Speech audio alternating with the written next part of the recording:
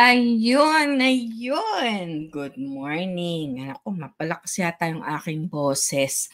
Magandang umaga, magandang gabi dito. No? It's 6:17 p.m. dito sa GTA. Sa Pilipinas, alam nyo na, umaga, 7:17, nakikibakbakan. Sa traffic, Vincent Ong, salamat ang aga-aga ng aking like. My heart is for you. Lalo Mel, salamat ng marami din. Saka sana masilip nyo rin yung nandun sa kabila natin yung YouTube, no? Talaga namang problema tayo at gumagawa tayo ng paraan para mapaandar natin ang YouTube. Ewan ko, meron bang kanina nag-suffer talaga tayo, no? Kasi bumagsak ang aming at least dito sa North America, marami ang hindi talaga nakagamit ng Messenger, WhatsApp, Instagram. Talagang bumagsak yung marami sa amin, no? So natakot din ako kasi baka magurgur. All of a sudden, hindi ako makapasok sa kahit anong account ko, both personal at saka business. So ayun, nag-isip-isip na ako paano ko ba makokot kasi dapat kasama ko sila there at saka si Marimaraw kanina, no? Ang schedule natin was, I believe, was at 1:30 or something like that, hindi na ako makapasok. So kung kayo ba ay nagka-problema din, mag-comment lang kayo. Teka, tingnan ko. Wala pa rin nakakapasok sa YouTube ko, I think. Although ginawa ko na lang is like, iwanan ko yung link, no, sa Facebook so you can just follow that. Kumusta naman kayong lahat, no? Mag-comment kayo kung saan kayong parte ng mundo.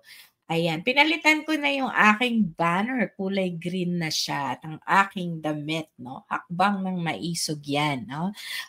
Dito sa Canada. Salamat ng marami sa mga organizers before I was able to attend hakbang ng maisog dito. Nandito noon sila Attorney Trixie at tayo na naging mapalad naman na mapanood natin, marinig natin ang kanilang mga sasabihin, di ba?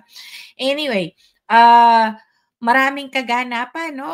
Mga aking mga followers tsaka subscribers. Salamat muna ako sa mga bago kasi nakita ko may mga bago. Kinikilig na naman ang tita inyo dahil sa mga bago, no? Pa-like and share, subscribe kung hindi pa rin po, no? Gusto nyo pa rin subukan ako paunti-unti, sige lang. Take your time. Hindi naman ako magmamadali. Salamat Remy, Jeannie, Orts, Althea, Cubab, Job Uylenko, Sherry Alinsug, Kim, Mary, John Agadal, Soydat, ang haba nung name mo. Lalo Mel. Ito mga regular na itong mga to. At of course, ang aking BFF, si Jenny, always supporting me all the time. Mabuhat ng ako yung nag-umpisa. Hindi, Jenny, kadarating mo, kaumpisan ko rin lang. Nasira nga yung ating system a while ago, kaya late tayo.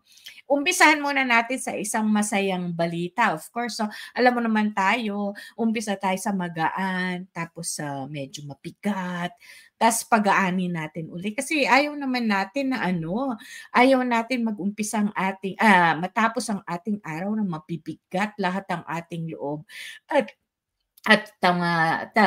Si Remy from Cebu, ayaw ko din na ang aga-aga puro problema na kagad, no? Pero wala tayong magagawa, pag-uusapan pa rin natin yung problema.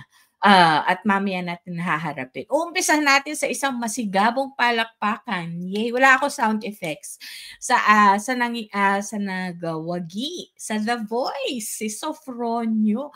Ang galing-galing niya, 'di ba? Nakaka-proud uli maging Pilipino.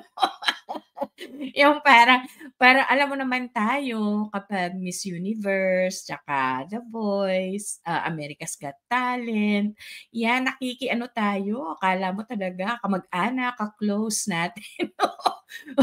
Pero ang galing-galing talaga niya. In fairness, no? Pero alam mo naman, ilang beses na ba tayo nabutatan nito, Jen? Siguro marami na. Sino ba yung singer na magaling din, akala natin mananalo? Yung girl. Akala natin mananalo yun kasi meron siyang meron siyang appeal, 'di ba? Meron siyang star quality. Hindi nga lang siya I don't think she was, very, very, outstanding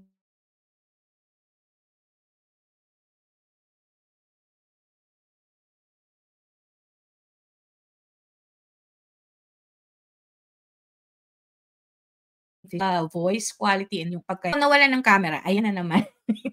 Nagugurgur yata ako. Anyway, 'pag maisip niyo yung pangalan niya, yung muntik na siyang Jessica, Jessica Sanchez? Jessica Sanchez 'di ba, hindi Jessica Soho. Yung Jessica muntik na manalo yun, eh, pero ilang beses yun 'no, pinatumpik-tumpik tayo, muntik tayo laging mananalo. Tapos hindi naman tayo nananalo, pero ito, kaya ito medyo I held my ano na, my expectation kasi feeling ko lahat yang mga pahopya ba, ay yung isa pa yung, dalawa yung boses, babae tsaka I forgot his name. Pero muntik 'di ba akala natin mananalo din yun, puro tayo akala, mga paasa, umasa tayo ng todo 'no, at napuyat-puyat pa ako nun, paboto-boto pa ako kasi puwede kaming bumoto dito, ewan ko kung puwedeng bumoto sa Pilipinas. Hindi sila nanalo.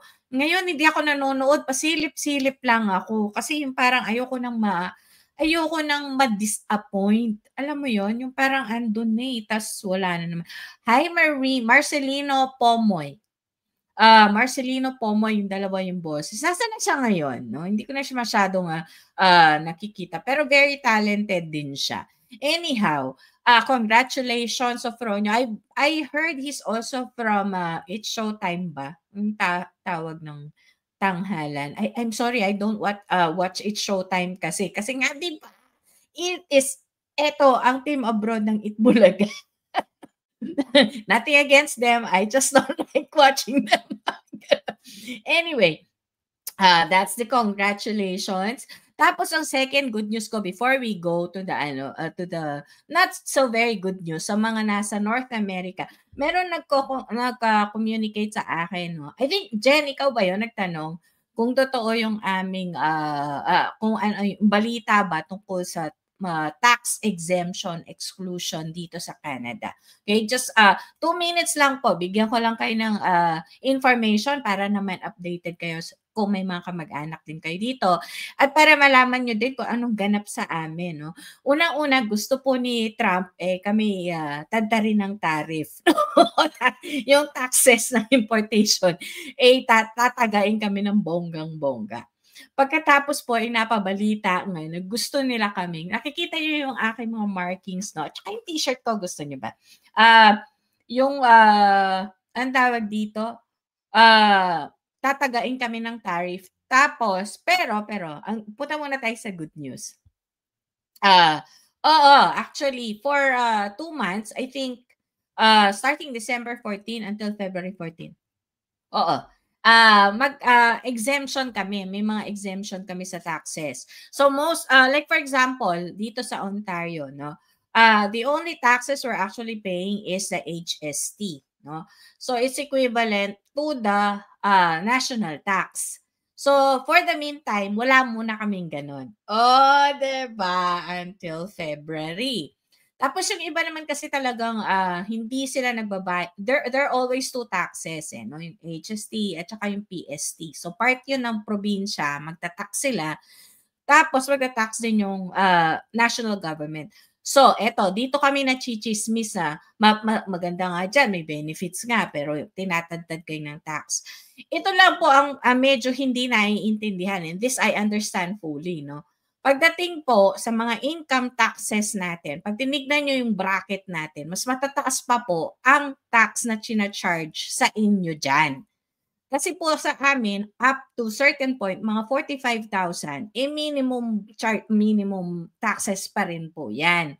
Eh, sa inyo po umabot lang yata ng 90,000 yung sweldo at that range, in a year, eh, talagang, 35% na yung, maximum na taxes. I know that for a fact kasi yun po ang laging ina-argue sa akin ng mga, "Uy, ang ganda nga diyan." Hindi lang po niyo nare-realize yun 'no, kasi dito nga po, malinaw yung taxation namin. So, alam namin kung magkano talaga yung china-charge sa amin. Yung pong tinatawag niyong VAT, yun po yung sinasabi namin ibinabayad namin extra sa sa HST. Yun po yung sinasabi nila hihintuan namin. So wala muna kaming ganon for the meantime. So lahat ng importante na pwede niyong bilhin, pagkain, alcohol, yung mga umiinom diyan, ah, hindi mo na nilalagyan ng tax. So relatively, you're talking about at least 13% na imumura ng bilihin at 'yan ay across the board, oh, 'di ba? Kumbaga mayaman ka, mahirap, makikinabang ka sa gano'n na, kalakalan. So it's the systemic ayuda, 'di ba?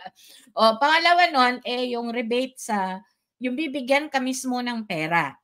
So, ang pera naman yun ay dahil may labis sa GST o kinita ng kaban bayan at ibinabalik yon sa mamamayan. So, I think magbibigay sila for starting spring. So, ito po ay karagdagan pa sa mga ibang mga benefits na tinatanggap ng mga 100,000 below na earners. So, dito kasi the lower your salary is, the more benefits na earn mo, no? Hindi naman po kasi maganda yung sobrang sadsad na baba na yung sweldo mo. But the reason that they're doing that is pinapantay po ang mayaman sa mahirap. Medyo ano 'no, kasi kung tamad ka parang hindi rin maganda, 'di ba? So, para kang aasa na sa gobyerno. That's just the thing 'no, yung grocery ng mayaman, yun din yung grocery ng mahirap.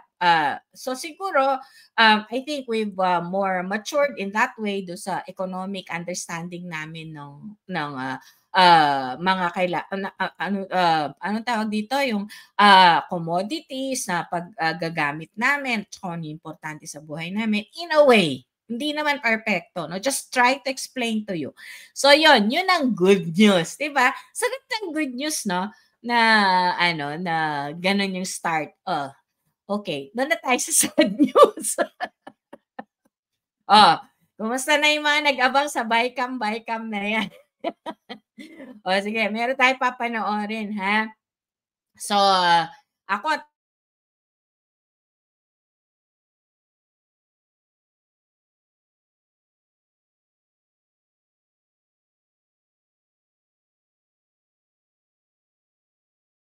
tayo no? Kasi you deserve.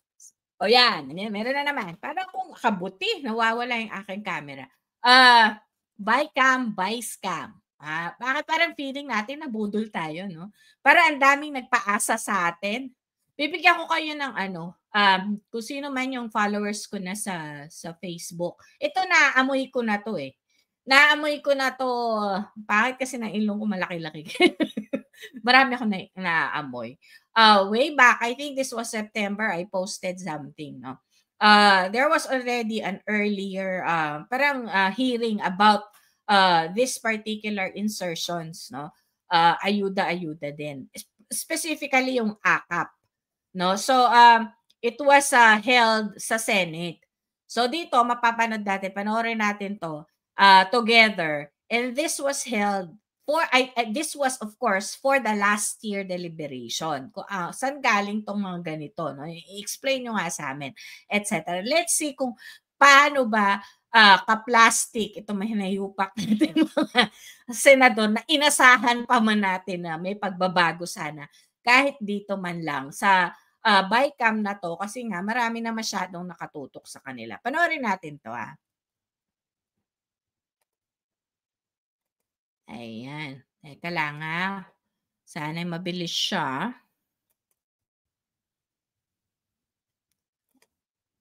Ay, okay. Mabilis ka naman, makasama ka. Ayan, okay. There is no expectation of any behavior sa AIX, right? None, okay. No, ito na yung tanong ko kasi. You have about 20 plus billion ata for ayuda sa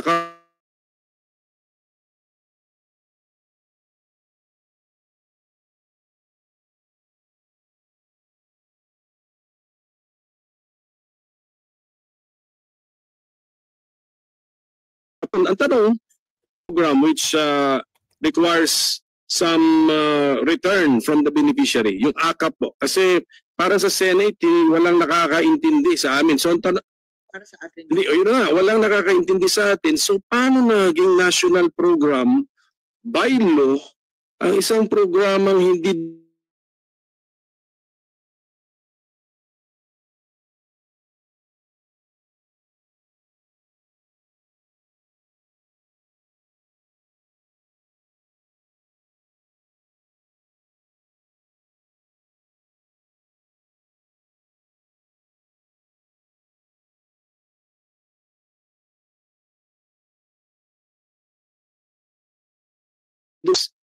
law, the law, The AKA program is like the AIX program. By its name, it's para sa mga kapos ang kita. It's a social welfare program. It does not elicit any conditions. It does not impose any conditions, and it does not aim to change behaviors. It's really in the social welfare side. Number two, Madam Chair, from time immemorial, the department has been verbalizing its desire for a near poor program. Alam ho natin na kailangan rin ho natin alagaan yung near poor katulad na napag-usapan kanina. Kaya nga tinignan natin yung mga kapos ang kita. Kumikita pero hindi ho sapat yung kinikita. Lalo na in the time of inflation. So we welcomed its line iteming in the GAA when we got the 2024 GAA. So kami, as a matter of principle, we implemented it and we created guidelines for it to make sure na it suits the purpose of its mandate. So if it is like AIX, parang kami as senators, we are informed of AIX eh. So may mga AIX eh. Sometimes we can visit the AIX distribution eh. Nakikita namin with our own eyes. Maganda nga actually. I mean, ako ay nakapagsalita na sa isang AIX distribution eh. Tinanong ko sila, do you like this program? Gusto nila. They like this program kasi nga ayuda eh. How come AKAP seems to be invisible to us? We have not been invited to any AKA. If it's like AIX, it must be also like a distribution. How come it is invisible to senators? Unlike AIX, which is visible to senators. Madam Chair, as a matter of practice, we always post in our social media accounts the different activities of the department. Nandun rin ho yung AKAP na pinopost namin yung mga AKAP payouts dyan sa social media accounts namin to give a visual to everybody of what we are doing, whether it's AKAP, AIX, emergency cash transfer, lahat po yung pinopost po namin. And that's it, Madam Chair. Ayun, parang interesado sila at parang feeling ko pa'y na-o-offend sila kasi hindi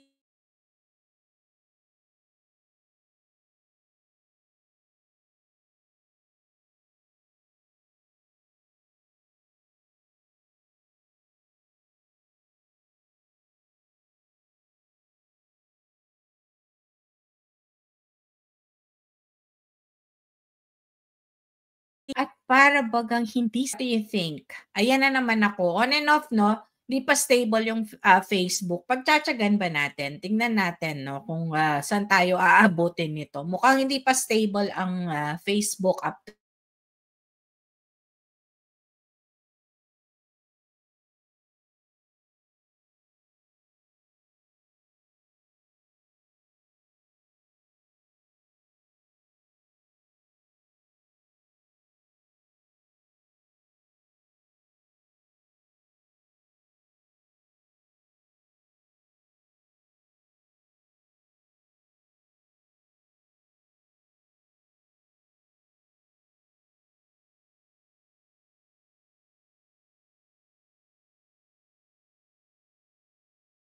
point, di ba? Kaya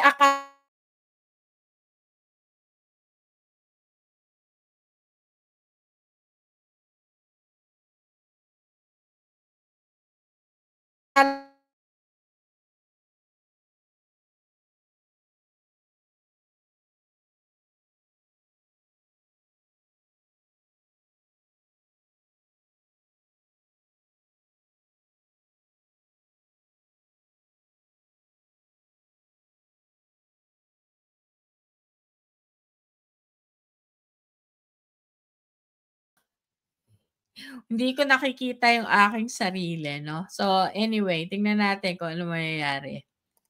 Kung aabot ba tayo. Anyway, tuloy natin. So, sa BICAM na nangyari ngayon 'no, obviously alam niyo na siguro yung bad news na of course pumasa pa rin yung, GAB for the proposed budget from the, House of Representatives. Nakapasa siya sa BICAM.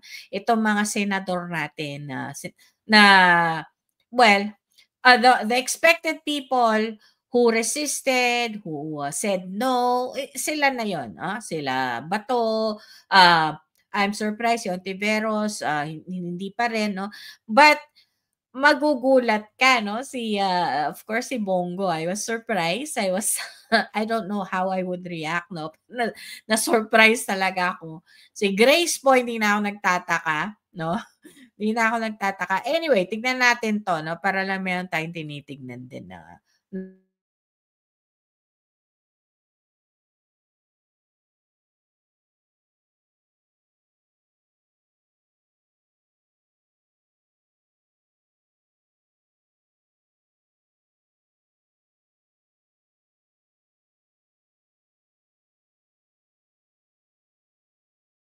see what's going on here.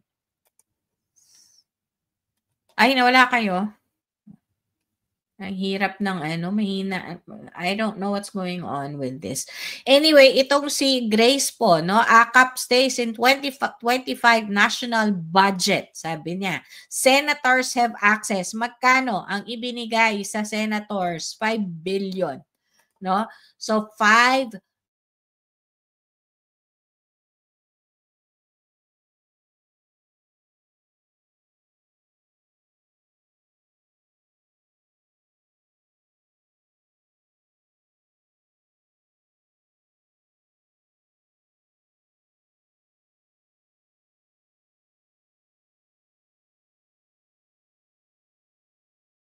hindi sila magagalit basta meron silang at, nakita natin kung ano ba talaga ang gusto nilang mangyari. Nakakahiya tayo 'no, nakakahiya.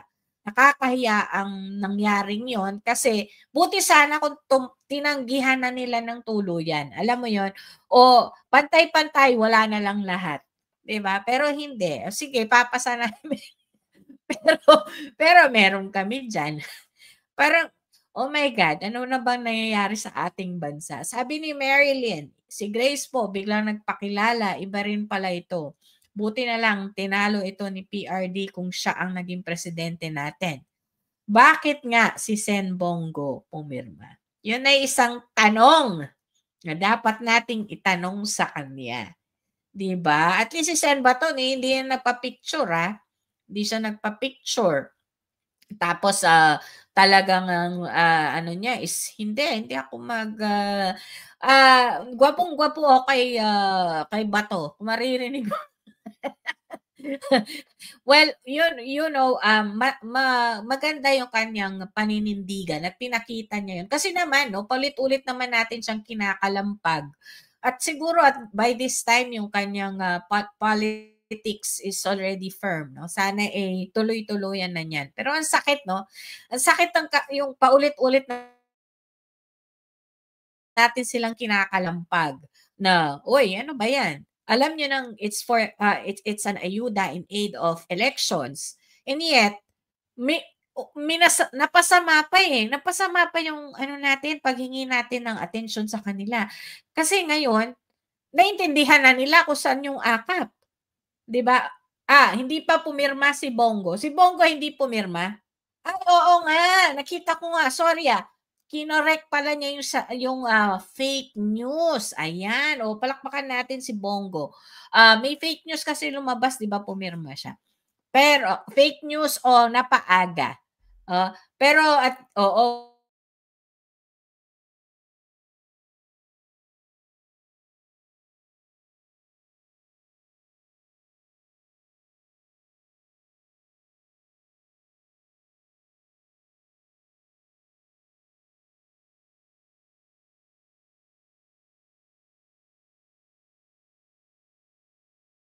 Jen, I saw it just now 'no. Narinig niyo ako, happy na lang kayo ha, Jen? Anyway, So that's your bycam. We were disappointed. Pero sa totoo lang, bigyan niyo ako ng comment. May ano ba kayo, may sapantaha ba kayo na naman ng alam niyo mas nangyari. Maliban siniksik na naman, ay binigyan pa ng 'di ba yung mga ini-expect ba natin na magtatanggol, nabigyan pa ng humingi. Humingi ba? Ano pang pakiramdam niyo? Parang feeling ko humingi, 'no? Para lang, maging, smooth ang bigayan ng lagay, 'no? Ay naku, Pilipinas. Anyway, ano ba yung pangalawa? Pangalawang medyo, mabigat. Medyo mabigat 'to 'no, kasi usaping, hindi hindi natin normally pinag-uusapan. Kayo ba hindi nagtataka kung bakit ang titigas ngayon nung mga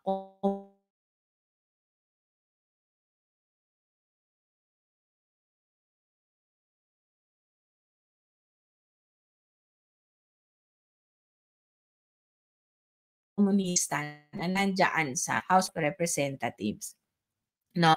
Ako nagtataka kasi miski pa Kongreso, dahil naman 'yan magkikilos, yung ayaw nila masyadong,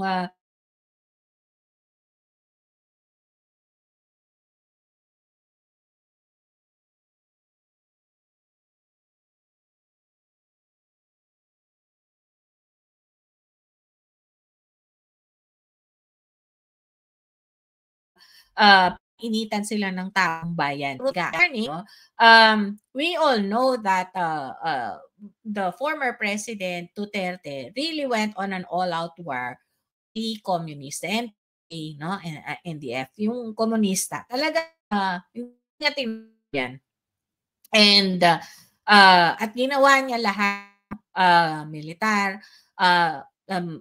he them, equipped with what they need, and supported tapos na yung kaguluhan nito sa mga NPA. In fact, the NPAs were na terrorist na, 'no, at sumunod na ang mga ibang pare-recognize sila as terrorists, 'di ba? So, um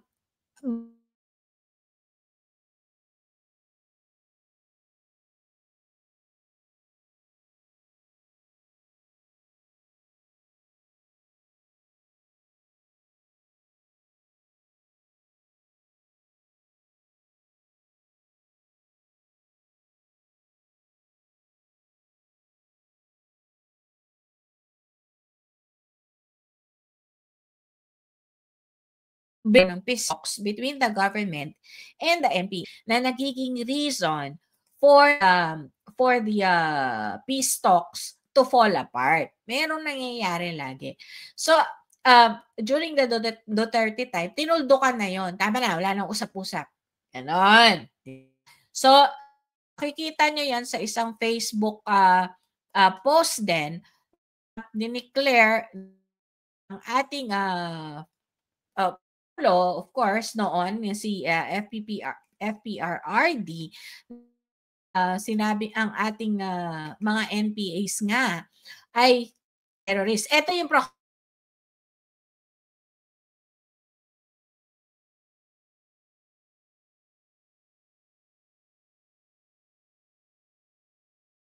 nandyan pa rin, no?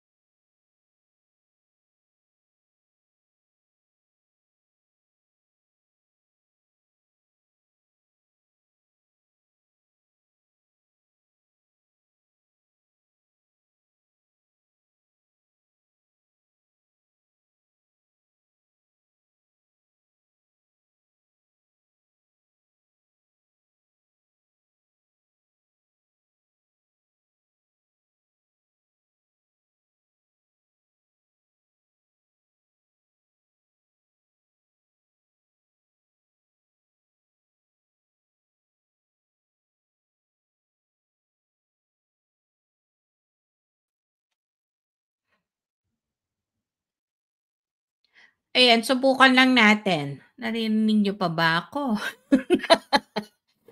Nag-aano siya, bumibitaw-bitaw siya. Ang pangit naman kung tayo up and down, you know what I'm saying. Pero, andiyan pa ba kayo? Just for me to know kung sino yung yeah, meron pa naka-online. Wait lang ha. Tignan natin, baka mamaya lang yun. Bigla siyang bumagsak kasi actually kanina, nangyayari na yan nung akala ko nga ginugurgur na ako kasi hindi ko talaga siya makontrol. No? And I really wanted to discuss this particular topics, especially itong sinasabi ko sa inyo about yung sa mga NPAs. Kasi gusto ko 'to mabasa ninyo. So nabasa niyo kanina yung about the proclamation ni FPRRD, 'di ba? Pero ito, gusto ko 'to makita niyo. Sana nakikita niyo pa ako, no? So ito ay, hi Agnes, okay pa naman tayo na nakikita niyo pa. Hindi na muna ako magka-cam para medyo mas stable yung ating broadcast. So ito ay nangyari mga pamangkins. Nangyari itong event na to noong November 23, 2023. Pero ito'y binalita nung let me see. It was dito sa dyaryo na to, ibinalita siya a week after na nangyari, no? November 28 na yata itong nilathala, no? Pero ano ba ang balitang to? Ito ay ang talk that is preluding another talk between the CPP, NPA, and NDF, no? Sino ba yung mga nandito? Sino to? Si Lagdameo dyan. So bakit siya nandyan? During that time, he's still the special assistant ni BBM. So what were they actually talking about, no? This was a discussion with the NDF para magkaroon ng national reconciliation and unity by ending daw Maoist-inspired insurgency, blah blah. So meron silang ganon, no? Kumbaga, anong tawag dito? Ang kanilang pag-usap ay parang pinapakita nila na mababaw lang yung teka lang, ako ba ito pa rin ba ang aking pinapakita? Mababaw lang yung kanilang pag-uusap. Wait lang, stop sharing ko lang yan, no? Kasi may papakita pa ako. So mga ganon lang. They're trying to open the doors again for a new talk. Kasi sinara na totally ni FPRRD yan. As in, wala na. Diba? Tapusin na. Ubusin natin silang lahat. Diba? So ngayon, meron nangyaring ganyan. Nagtataka ako, napaka-konti ng coverage about that. Wala masyado. Ito nga lang, itong inquire na to, tapos late pa nila itong binroadcast or pinublish, no? Ngayon, hinanap ko to. Nakita ko to actually sa post ni Mark, no? Yung isang matapang din na nasa Facebook. Tapos nilabas lang niya to. Sabi niya, kabaligtaran ito ng tono, no? Ng tono ni FPRRD sa pakikipagbakbakan niya sa mga NPA. Kabaligtaran kasi parang malambot. May papakita ako sa inyo, Fred, Agnes, Christian. Okay? Tignan mo papakita ko to sa inyo tapos hindi ito pinapakita sa mga asan na ba 'yan? Hindi ko makita. Okay. CPP. Wait lang. Ito. Hindi ito masyadong pinapabasa. I think it's natural, no? Hindi ito bibigyan masyado ng point ng bibigyan ng exposure, no? Ito kasi ay Red Spark. Ito ay of course pula, medyo leftist ang kanyang tono, no? Na pahayagan or publication. So makikita nyo dito, ito yung mga pumirma nung sinasabi nilang hindi man to agreement para siyang statement lang, no? So mga pananalita ng kanilang mga anong tawag dito, kanilang gagawing mga proyekto towards obtaining peace, di ba? Ayan. So andyan si Lagdameo uli, no? I don't know the other people here. They are probably the party's higher ranking people, no? Pero basahin nyo to. Ito galing sa panulat ni Marco Valbuena, Chief Information Officer ng Communist Party of the Philippines, no? Ito, tandaan nyo itong mga pananalitang binitawan nila. At dito mo makikita kung bakit pinupulbos, binibigyan at nilalatigo, hinahagupit ng husto ang mga Duterte. Okay? Nandito sa statement ng Communist Party of the Philippines kung ano ang dapat gawin ng gobyernong Marcos daw sa mga Duterte. Ito So sabi, the Oslo Joint Statement, no? Kasi ang statement na yan ay pinamunuan nung parang merong center, merong host, no? At nasa online siya. So, tapos pinag-usap niya itong dalawang partido na to. So gumawa sila hanggang nakatapos sila ng joint statement. So ang joint statement na to is the first half step in the long march leading to the resumption of formal peace negotiations. Okay? Okay na yon. Sabi nitong papel na to, in his bloodlust, former GRP President Duterte threw 10,000 thorns and spikes at the road of peace and rendered it impossible. Ang sinisisi pa niya ay ang pamahalang Duterte, with the mistaken notion that the armed revolution can be crushed through sheer armed might. Duterte unleashed his war of state terrorism marked by abductions, torture, murder, and massacres. Ito,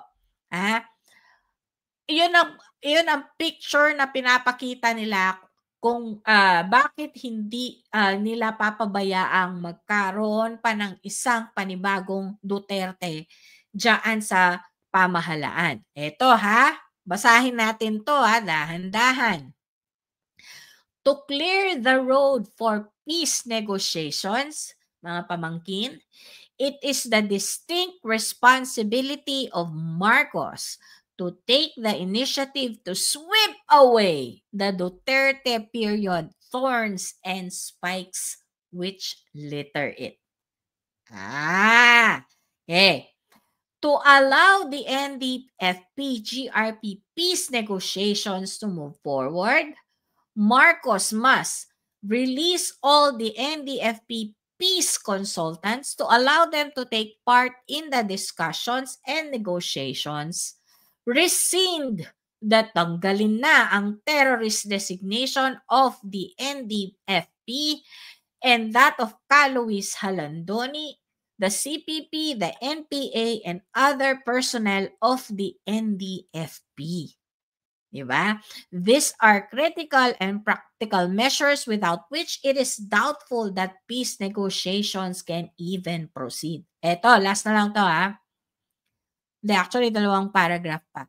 For the march towards peace to move forward quickly, Marcos can withdraw the Duterte-issued Executive Order Number 17, Memorandum Order Number 32, and dismantle the National Task Force NTF-ELCAC, cause the repeal of the draconian anti-terror law, order the AFP to withdraw armed soldiers conducting localized peace negotiations and community support. Ayan. Tiya ba yung iba dyan ginawa na? So, to create conditions to peace, Marcos can order the release of more than 800 political prisoners. Many of them are old and sick and have already suffered enough undue punishment and prolonged detention as a result of multiple criminal charges in violation of the Hernandez Doctrine. Okay, hihintuin ko na yan mag-uusap na tayo. So, Ale, ayan. Ayan, nainas na si Ale. Ayan. That was my feeling exactly kahapon. Nung binasa ko yon, actually, it's not something that you can easily find, Ale, no? Backtrack lang talaga ako kung meron ba akong makikita ano ang possible arrangement na pinasok ng gobyernong Marcos para maging, best friends na sila ng CPP-NPA. At isa sa mga rason na hindi ko matanggap kung bakit sayaw-sayaw na lang itong si Franz Castro at ang mga na alam naman nating mga komunista diyan sa Kongreso. But ang tanong ko kasi, Ale, Dulce, kung ang mga kasamahan naman nila nakikita nagkaganon sila at meron pa rin naman mga Duterte na faction diyan sa Kongreso. At nandyan naman si Martin Romualdez. Hindi kaya alam din niya kung ano ang naging quid pro quo o ano ang kapalit na hiningi para magkaroon ng, ano tawag dito? Hindi pa naman kasi peace talk yan eh. Kumbaga, yun nga ang sinasabi ng aking parts na ayaw kong sabihin. They're in bed together doing this against the Dutertes. Diba? So, I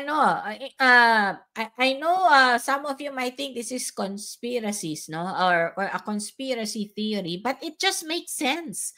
Sila na mismo sa CPP-NPA naglabas nito. Ano ang mga kailangan gawin ng Marcos na seemingly ginagawa nila ngayon? Diba? So, iyan ay isang tanong sa ating lahat. So we don't understand how they can all be in bed together and bakit ito open parang okay lang sa HOR, House of Representatives, and even the Senate na they're just prancing around. Franz Castro is a convicted criminal, and yet look, siguro by virtue of this, what she did is no longer a crime. I'm not sure. Ano ba talaga ang nangyayari? Okay? So, that particular agreement, of course, naisip ko din na bakit wala si Marcos dun sa lamesa na yon nung sila'y nagkapirmahan ng walang may alam. 'Di ba? So, I guess this is because protocol dictates na yung ulo sa ulo lang and level na yan ni Lagdameo. But in some ways, parang tinago din nararamdaman nyo na hindi nila pinalaki to.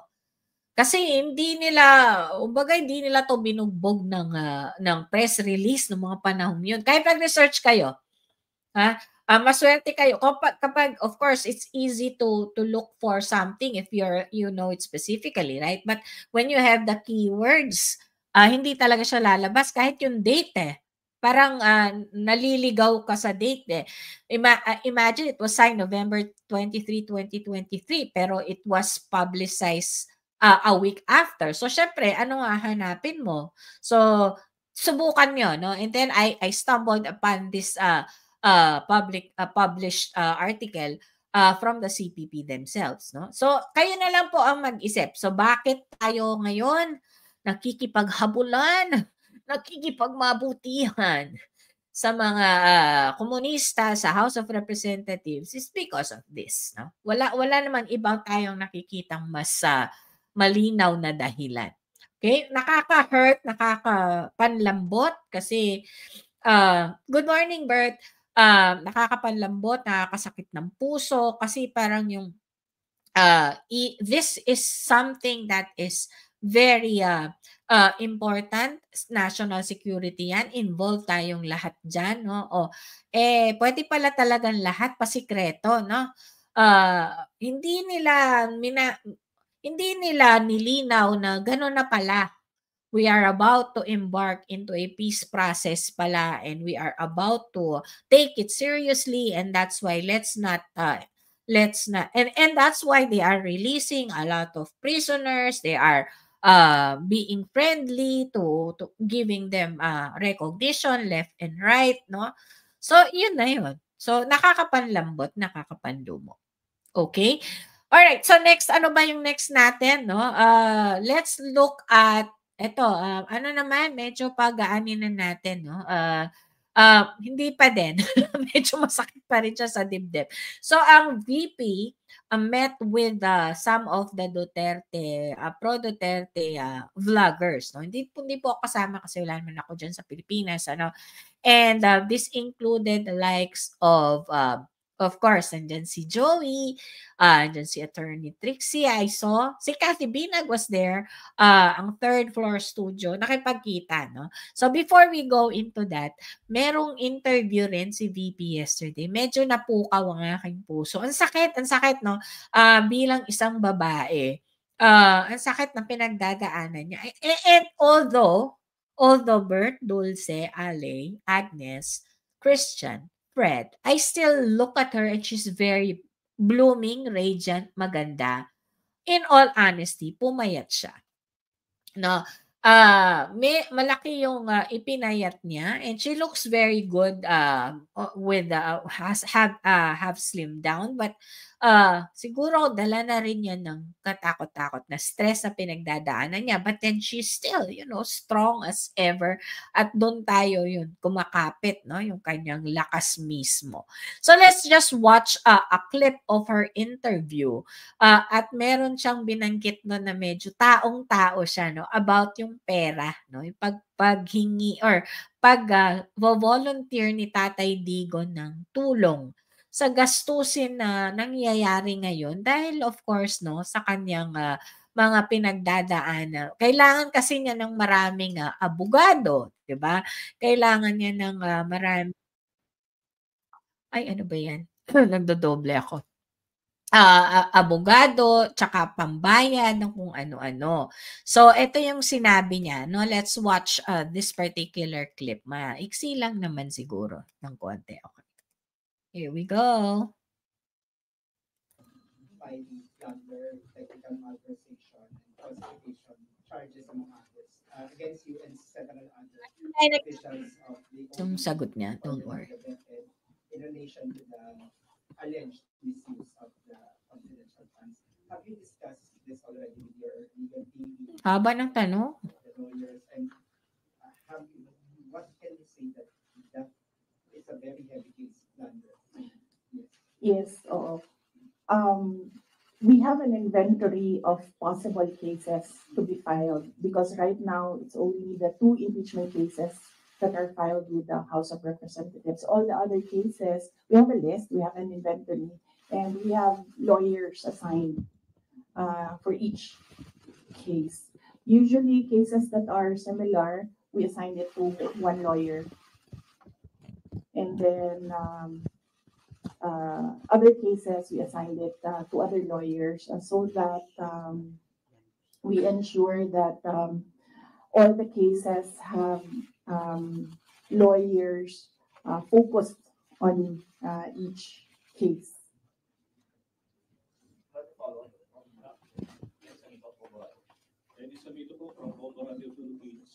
Ma'am, na-consult niyo na ba yung family niyo about this? Dahil kanina nabanggit niyo po sa mga lawyers about sa family. Si PRRD, nakausap na po ba ninyo? And ano yung payo po sa inyo? Hindi pa kami nag-kausap ni dating Pangulong Rodrigo Duterte. I expect na magkikita kami as usual sa December 24 sa bahay ng mother ko. Likely baka doon namin mapag-usapan yan kung man mapag-usapan namin dahil madalas kasi kapag nagkasama-sama yung pamilya, lalo na pag nandyan yung mga apo, ay yung mga apo yung pinag-uusapan ng pamilya.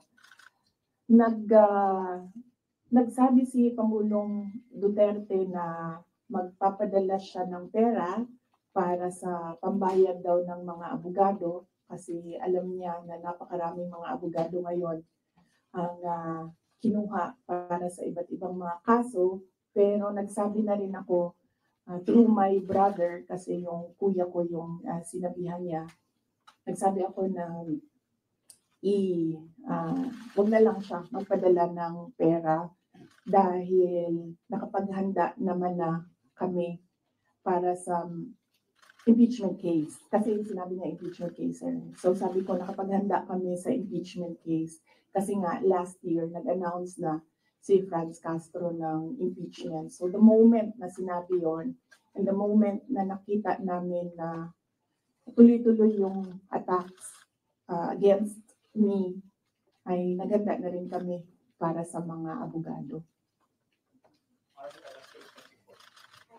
Lara Cepeda from Straight Times Singapore. Ma'am, you already mentioned that your lawyers are prepared to answer the impeachment cases, but the opposition groups who have filed the complaints against you are accusing you of being evasive in your answers in the alleged corruption and misuse of millions of confidential funds. Ma'am, baka you can offer an explanation also to taxpayers how kung above board po ba talaga yung paggamit nitong mga confidential funds para matapos na rin, ma'am, yung question once and for all. Yes, ma'am. I'm not being evasive. If you are referring to the budget hearing and the hearings in the House of Representatives, I'm not being evasive. I am not answering the questions because they have no authority to ask confidential questions. I am answering questions about the use of the money in the Commission on Audit. And there is you ask the Commission on Audit if there was anything at all that they can say or see that we are not cooperative with the audit. So it is wrong to say that I am evasive. I am definitely not answering questions about the use of the fund, about confidential funds, because it pertains to national security and the Ayun, hindi ko alam kung ilang beses pa nilang itatanong yung confidential fund na yan at kung paano pa nila pilit ibabalig-baligtarin ang pagkakaintindi nila sa confidential funds na yan. Ba't kaya hindi nila tanongin ang Office of the President, ano? At saka yung natitirang mga 300 pa na merong confidential funds.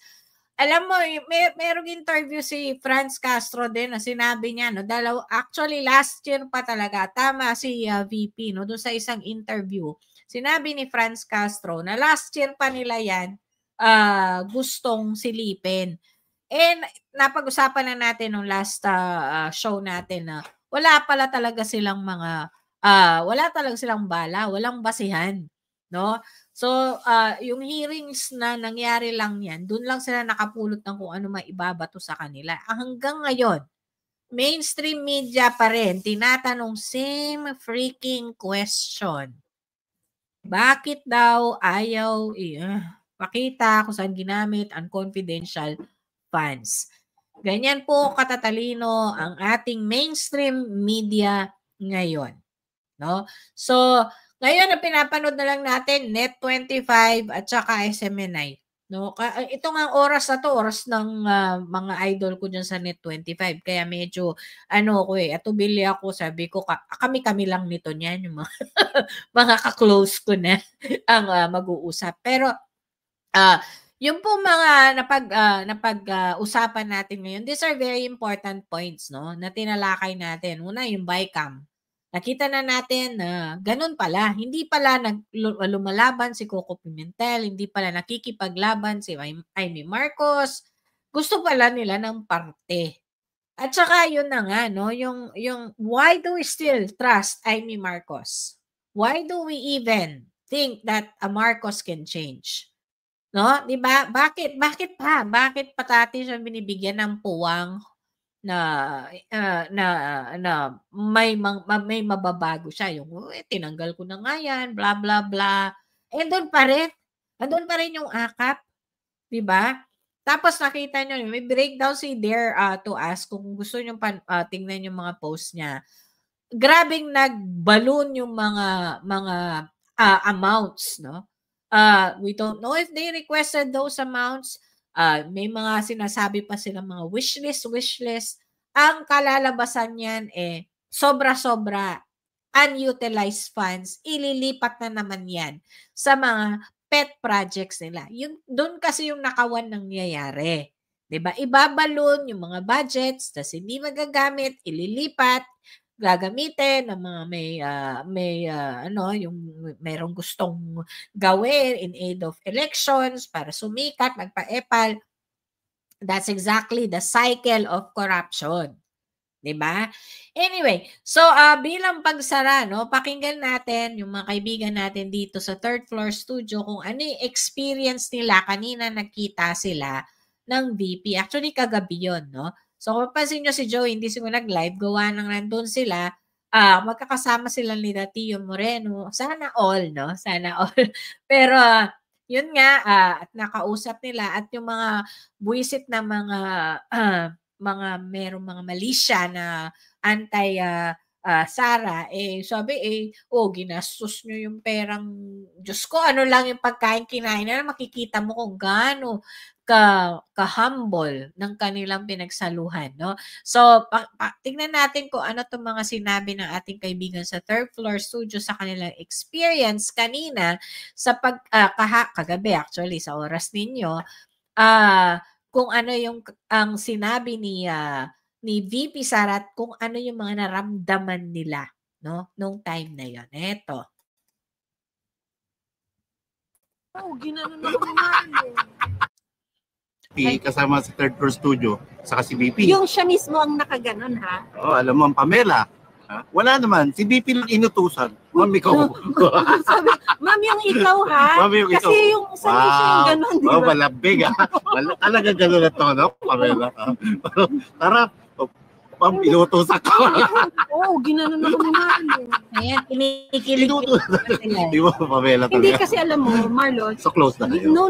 You act such a way because she opens herself to people. Hindi siya naglalagay ng wall to be treated otherwise, na parang mas mataas ako sa inyo.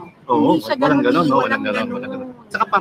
Saka bago natin nilambing yun na magpa-selfie sa kanya, yung ibang kasama natin vloggers, talagang siya nagse-selfie. Sabi ko nga kay JC kay Nina, naalala ko nung tumatakbo pa si Lisa Araneta Marcos para mag-selfie sa mga di ba? Ito wala kang mararamdaman na plastic. Wala kang nararamdaman na, alam mo yun, pina-plastic ka lang ng isang opisyal ng pamahalaan. And isa pang kapuri-puri, ang kala namin, hindi na kami haharapin ni BP dun sa after dining. After ng photo op kasi uwi na siya ng Davao. Tapos sinabihan na tayo ng ilang security na okay na, pwede na kami umuwi. Aba, pumasok pa sa room namin si BP Sara. And nag-group picture pa. Family picture. At may groupie at saka group video. At siya mismo group video. Siya pa yung nagsabi, ay dito na lang, ako na lang ang haharap. Ako na yan. Tapos kung kani-kaning yung cellphone din ang ginagamit niya. Anong sabi mo kanina, nagkikwentuhan tayo?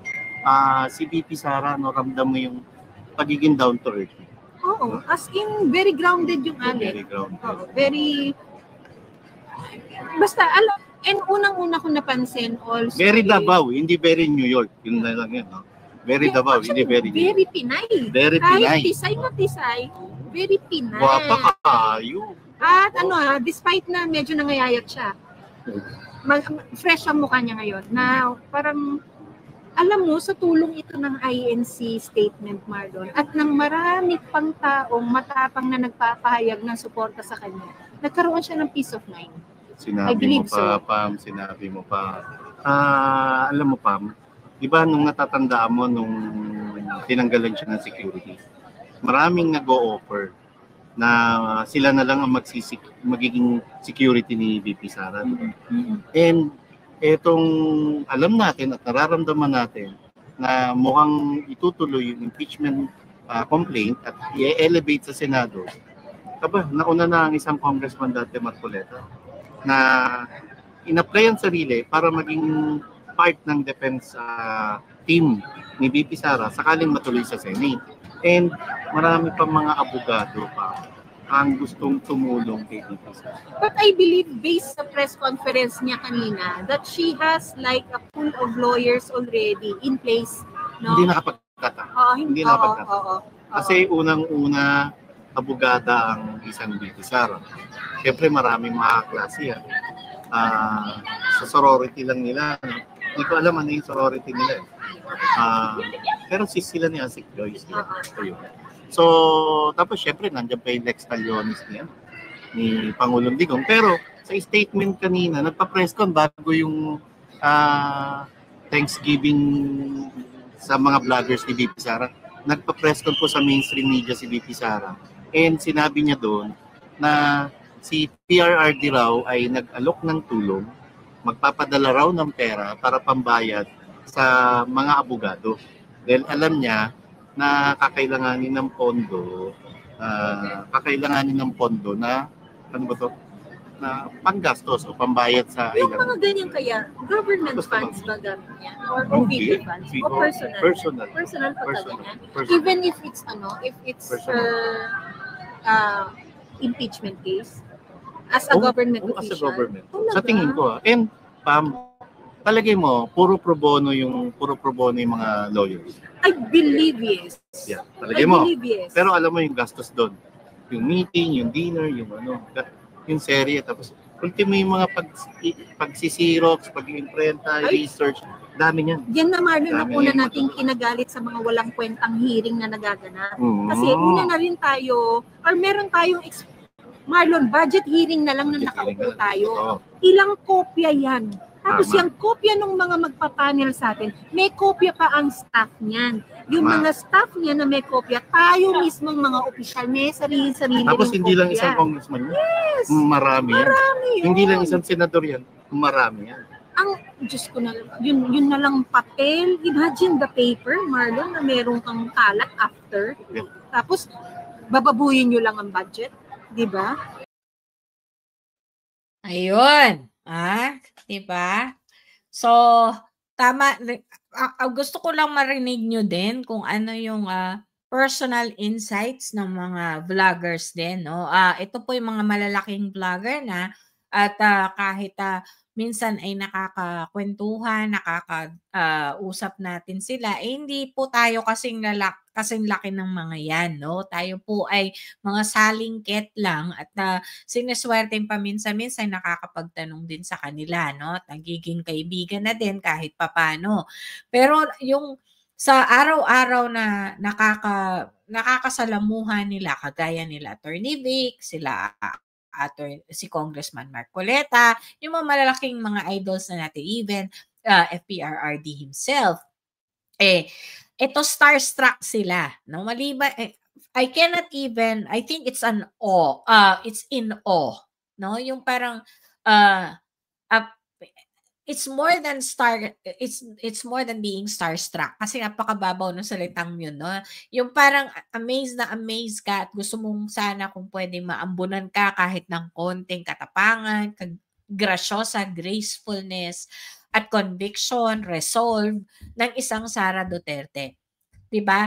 Kaya tayong lahat na nagsusupport sa kanya. I know she's not asking for help. She's not asking for anything from us. Pero alam niyo naman po tayong mga Pilipino at mga babae, no?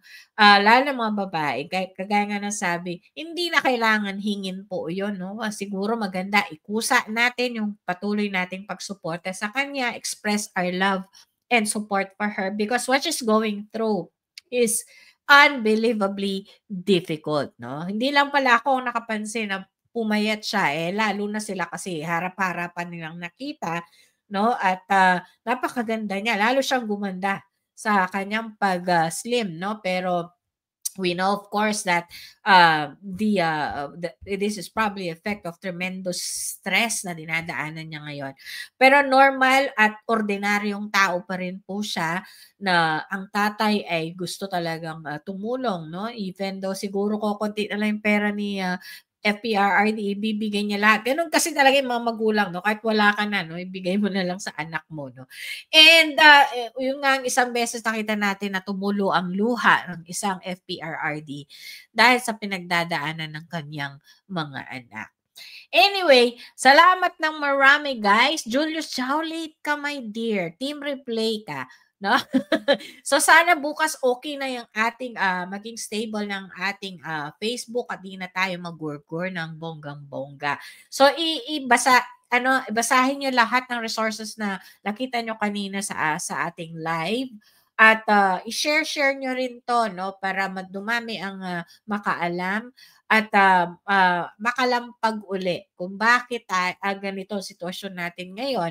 At sana sa susunod na time, si Marimar raw supposed to be naka-schedule at saka si Dare to us siguro bukas kung magkaroon tayo ng time. Kung di pa po kayo nag-subscribe, pareho sa YouTube at mag-follow sa Facebook para po kapag ginugur-gur ako sa Facebook, doon tayo sa YouTube. Thank you very much. Ingat kayong lahat. At this has been your Tita It's Kita Kids. Ingat kayo. Bye-bye. Thank you.